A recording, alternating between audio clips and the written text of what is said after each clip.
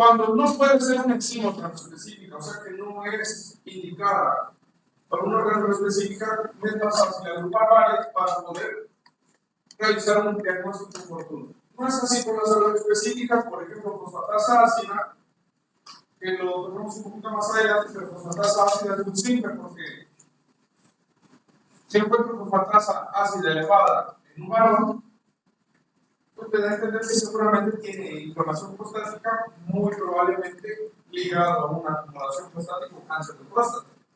Sí, porque la fosfatasa ácida pues es altamente específica. ¿Ok?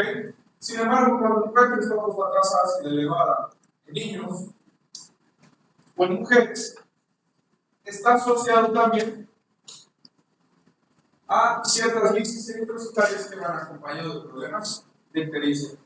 Ok, entonces, esa es como la asociación que vamos encontrando entre los perfiles. Ahora, el primer grupo enzimático del cual vamos a hablar se llama enzimas pancreáticas. Son dos principales enzimas pancreáticas que nosotros medimos. Primero, lipasa, que su función principal de la lipasa es la hidrólisis de lípidos, en específico triglicéridos, o sea, hidroliza triglicéridos a ácidos grasos para que la absorción pueda ser más simple, ¿no? Y también tenemos a la amilasa, que su función principal de la amilasa, ¿cuál es? Bueno, es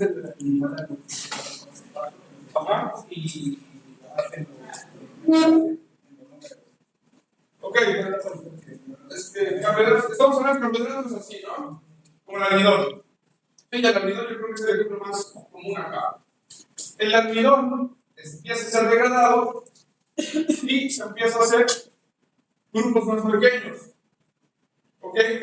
Pero no logra degradarse hasta la glucosa, y eso sí es una parte muy importante que quiero que vean. Tanto la lipasa como la amilasa no logran completar degradaciones, digamos que hasta su fracción más pequeña.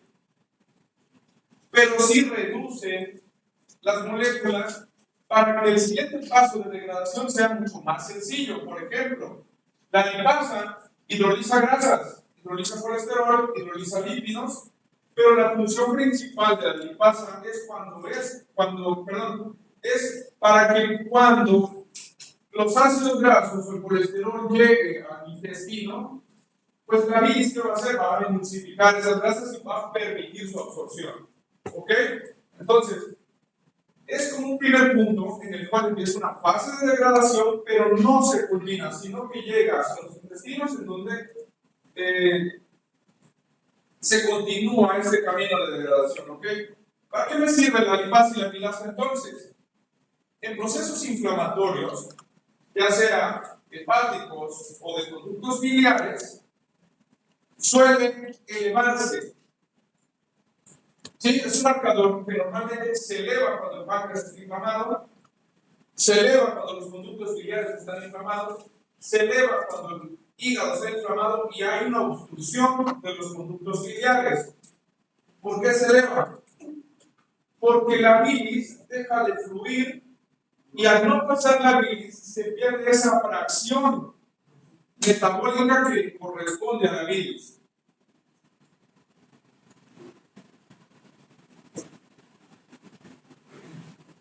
Y el cuerpo compensa subiendo los niveles de lipasa y de amilasa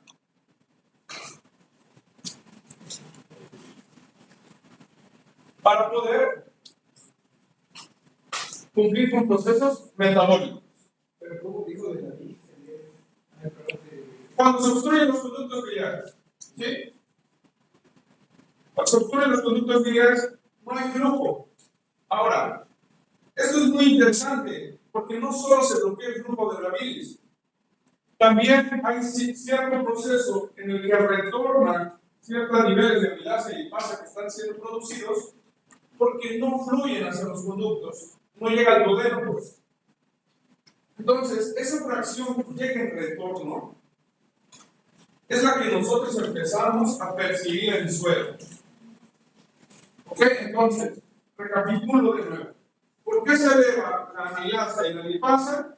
Porque hay procesos obstructivos, hepáticos, inflamaciones pancreáticas o también obstrucciones de los conductos o del árbol biliar en general. ¿Sí? El cuerpo ¿cómo compensa la ausencia de la bilis? Sintetizando más amilasa y más lipasa. Pero como hay un conducto que seguramente está bloqueado y no permite un flujo adecuado, hace un retorno, un turnover que se le llama así, y regresa a circulación sanguínea. Por eso es que nosotros encontramos elevado la amilasa y la lipasa. ¿Ok? Entonces, está asociado a procesos inflamatorios. Lógicamente, lo primero que observamos o nos damos cuenta cuando hay una elevación en la amilasa y lipasa es que seguramente hay una inflamación pancreática. ¿Ok? ¿Queda claro? Rosy, vas a marcar nada.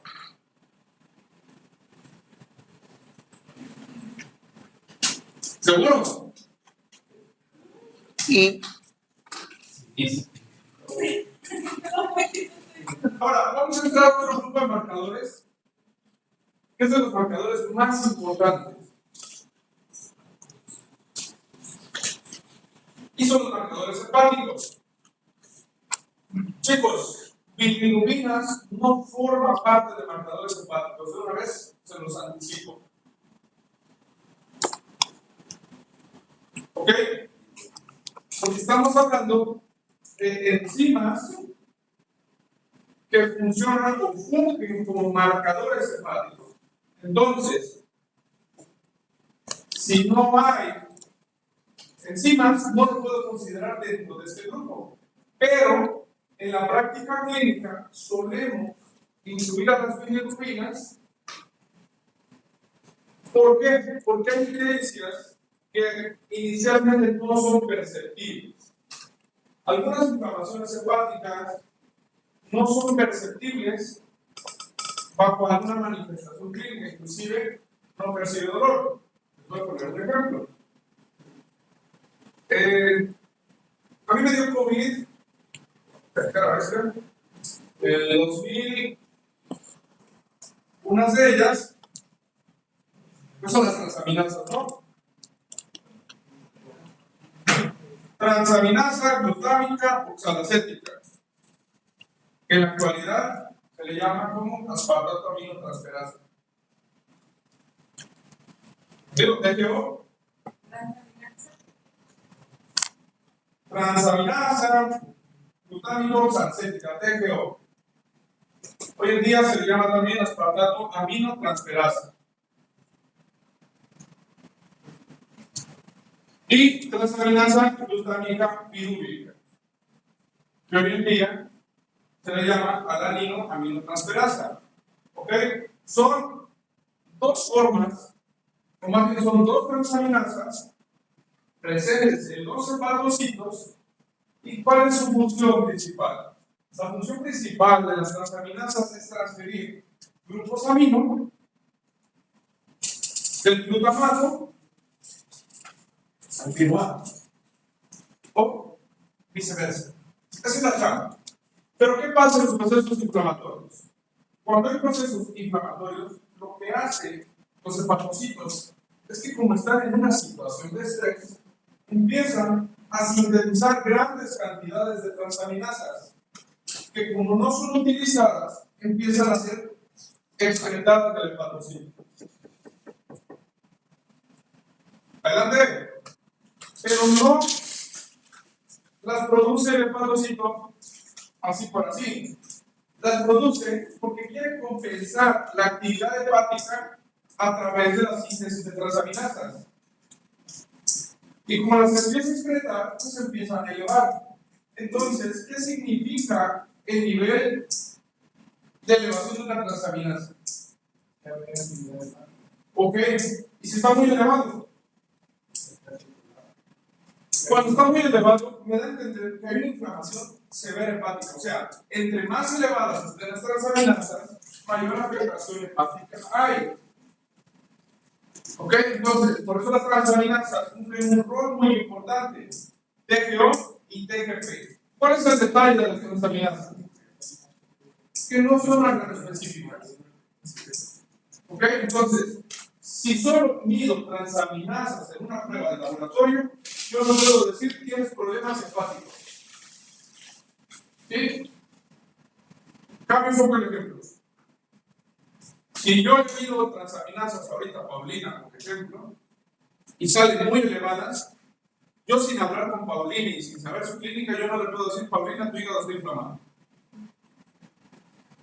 ¿Qué sí le puedo decir? Paulina, tienes una inflamación, pero no sé si es del hígado, del riñón, del corazón o de los pulmones. ¿Sí? Entonces, eso es lo que yo quiero que vayan notando. Necesito que vayan siguiendo el camino de por qué los marcadores hepáticos necesitan agruparse. ¿Ok? Vamos a lo tocamos. Ahora, significado clínico de la elevación de la TGP. Si ustedes observan, las TGPs están más inclinadas como marcadores hepáticos a diferencia de la TGO.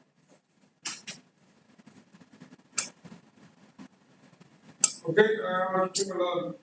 TGO. Ahí va, TGO. Si observan, ¿hacia dónde va la TGP?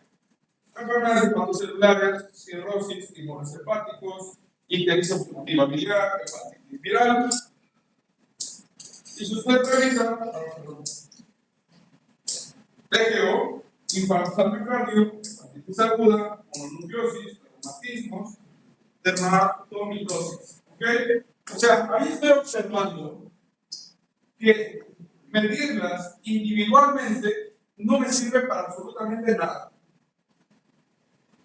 Medirlas juntas me dan un cierto valor clínico, pero no es diagnóstico.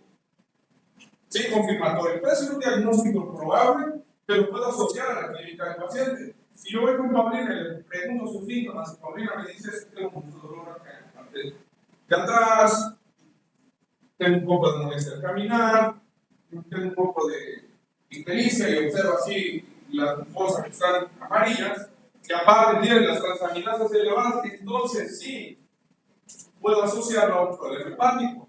Por sí solo, las dos enzimas, no. Pero puedo seguir incluyendo otras enzimas que me ayuden a complementar el diagnóstico.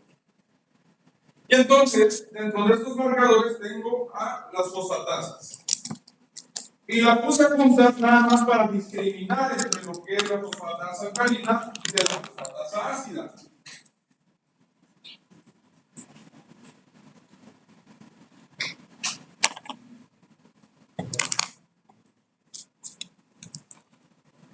Entonces, vamos a describir primero, y la que me interesa en este grupo, que es la fosfatasa alcalina. Y como su nombre lo dice, se trabaja, o las fosfatasas alcalinas suelen producirse con pHs más alcalinos. ¿Sí? Entre más alcalinos esté el pH, mayor producción de fosfatasas alcalinas va a haber.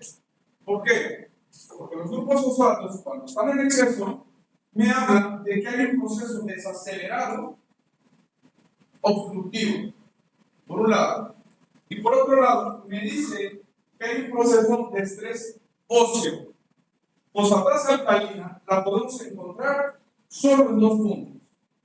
En problemas obstructivos que tienen que ver con el hígado o los conductos biliares, o bien el sistema óseo. Entonces, por ejemplo, en un niño de 4 o 5 años me sale elevada la fosfatasa alcalina, yo no puedo decir que ese niño está enfermo. ¿Por qué? Porque está en crecimiento. ¿Sí? A mi hija le piden un resto de estudios antes de cada ciclo escolar en la guardería. Su fosfatasa alcalina siempre sale como de 300 y ¿sí? Eso no significa que el niño esté enfermo. Lo que sí quiere decir es que está en una fase de desarrollo óseo, está en crecimiento, ¿no? Entonces, es normal que el proceso de síntesis celular de los osteoblastos se dé en pH alcalinos. Por eso hay síntesis de fosfatasa alcalina, pero no quiere decir que la fosfatasa alcalina degrada los grupos fosfatos. No. Trabaja sobre la reacción para tratar de equilibrar el pH y controlar ese crecimiento. ¿Sí? No sé si me está captando esa idea. Ahora, cuando me refiero a un adulto, por ejemplo, ustedes, yo creo que ya están creciendo ya un poco. Quizás que ya hasta ahí llegó. Así que no pasó de unos 60 ni tenga esperanza. Si no, todavía. ¿Ok? ¿Qué? ¿Querían nosotros? ¿Cuánto miden? Algo patológico. Por ejemplo, en un adulto mayor, que estamos arriba de los 65 o 70 años, a los viejitos les suele doler los huesos. Es casi un diario vivir. Y si ustedes sacan fosfatasas alcalinas, van a salir elevadas. ¿Por qué? Porque resulta que cuando están más viejitos, pues pierden más calcio. Y el cuerpo lo que va a hacer para tratar de equilibrar la falta de calcio es que los osteoblastos quieren producir más tejido óseo, pero ya no puede. ¿Sí? ¿Por qué no puede? Por el mismo proceso de la edad. Entonces, al estar tratando, induciendo la síntesis del tejido óseo, pues se estresan los osteoblastos y empieza a modificarse el pH. Por eso usamos un pH alcalino. ¿Ok? Y en un adulto, en una persona arriba de los 22 años, lo que me está indicando es que hay un proceso obstructivo. ¿Ok? Y el proceso obstructivo puede ser desde intrahepático hasta extrahepático, o sea, en los conductos biliares. ¿Ok? ¿Hasta acá se entiende? Es que si hubiera alguna fractura, pues, también se eleva. Sí, sí, sí. Todo lo que compromete el sistema óseo, no, las transaminasas no. No, la fosfatasa alcalina. Todo lo que compromete el sistema óseo eleva la fosfatasa alcalina. ¿Qué pasa acá? Si ustedes observan, fosfatasa alcalina por sí sola tampoco me sirve para nada. Ah, pero se asocia a la fosfatasa alcalina con las transaminasas, ya me está orientando un diagnóstico. ¿Por qué? Porque la fosfatasa alcalina o está en hígado o está en hueso, pero no está en corazón y no está en riñón. ¿Sí? Entonces, si tengo las transaminasas elevadas y elevada la fosfatasa alcalina, ¿qué quiere decir? ¿Ah? ¿Y las transaminasas? En pulmones. Ok, hay un proceso inflamatorio, las transaminasas. ¿Y la fosfatasa alcalina? Ok, el proceso inflamatorio me está causando una obstrucción. Por eso cuando pusimos los ejemplos de los casos, había una fosfatasa alcalina elevada con transaminasas elevadas. ¿Qué significaba eso? Que había un proceso inflamatorio hepático obstructivo o hepatitis obstructivas. Pero también puede haber Vaya, voy. Báchate la idea. ¿Hasta aquí vamos bien? Sí, no creo que les quede duda con eso. Vamos a una parte más. Vamos a un paréntesis. Fosfatasa ácida. La fosfatasa ácida es una enzima no específica secretada o exocitoenzima, pero que suele ser una enzima muy específica de la próstata. Entonces, vamos a encontrar elevación de la fosfatasa ácida en procesos inflamatorios prostáticos asociados a tumoraciones o probable cáncer de próstata. ¿Ok? Normalmente, cuando les lleguen ustedes a sus 35 años para allá, a partir de mayo yo empiezo anualmente a hacer mi antígeno prostático. El antígeno prostático es un marcador inflamatorio. Pero más elevado esté, pues, quiere decir que hay un proceso inflamatorio mayor. Bendito antígeno prostático, porque ya no se hace el toqueteo rectal de la próstata que hacían antes los urólogos. Ok, ahorita ya es. Sí, los prostáticos sale elevado y ya te salvaste. ¿Ok? Ya te salvaste. Sale muy elevado, no se salvaron de la tocada. Ok, entonces, antígeno prostático sale elevado. ¿Qué es lo primero que va a solicitar el médico? Bueno, aparte del ultrasonido y de otros estudios, va a ser fosfatasa ácida. ¿Sí? ¿Por qué? Porque las células cancerígenas de la próstata suelen elevarse en pHs ácidos. La próstata no maneja pHs ácidos habitualmente. ¿Ok? Entonces, entre más ácidos estén los pHs celulares prostáticos, quiere decir que hay una mayor síntesis de fosfatasa ácida. ¿Ok? Entonces, es por eso que está asociado a procesos cancerígenos prostáticos. Entonces va antígenos prostáticos, sacas la fosfatasa ácida y sacas por ahí ultrasonidos, resonancias magnéticas que puedan determinar el diagnóstico oportuno. ¿Ok? También la fosfatasa ácida la puedo utilizar como un marcador de seguimiento. Pacientes con cáncer de próstata, estoy midiendo constantemente la fosfatasa ácida para ver si su tratamiento está siendo correcto o está dando resultados. ¿Ok? Bueno, pero fosfatasa ácida no forma parte de marcadores hepáticos. Lo tomé ahí de una vez para hablar de las fosfatasas. ¿Ok? Ahora, ¿qué sí toma parte de los marcadores hepáticos? Gamma glutamitransferasa. Y que esta sí la vamos a analizar en el laboratorio. Por eso les decía que hasta muestras de borrachitos sí sirven. La gamma glutamitransferasa es una enzima que me sirve de marcador hepático, pero de manera indirecta. No es una enzima que suele estar asociada a procesos inflamatorios hepáticos, pero sí me hablan del grado de severidad de procesos inflamatorios. ¿A qué me refiero? Si la gamma glutamitransferasa con la GGT se encuentra elevada, orientado con una fosfatasa alcalina elevada, me dice que el problema obstructivo no está en el hígado, sino está fuera del hígado. O sea, en cualquier parte del árbol biliar puede estar en proceso obstructivo. Vuelvo a repetirlo. Gamma glutamitransferasa elevada me da a entender que hay un problema obstructivo fuera del hígado siempre y cuando esté acompañada de una fosfatasa alcalina elevada.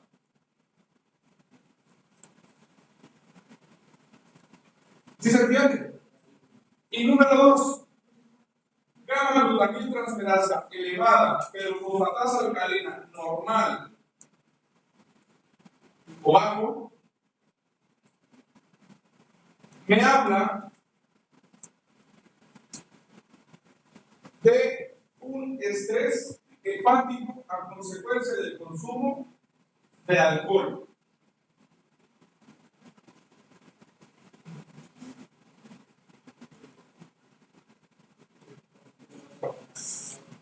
Lamentablemente o tienen una cronicidad alcohólica, o bien personas que están en proceso de desintoxicación.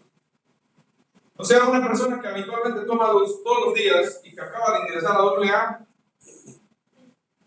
y ustedes le miran la gamma glutamitransferasa, seguramente lo van a encontrar elevada, porque hay un proceso de desintoxicación. Por eso les digo, gamma glutamitransferasa es un marcador indirecto, porque acompañada de la fosfatasa alcalina me orienta a problemas obstructivos extrahepáticos, pero con fosfatasas alcalinas normales me orienta a procesos de desintoxicación alcohólica.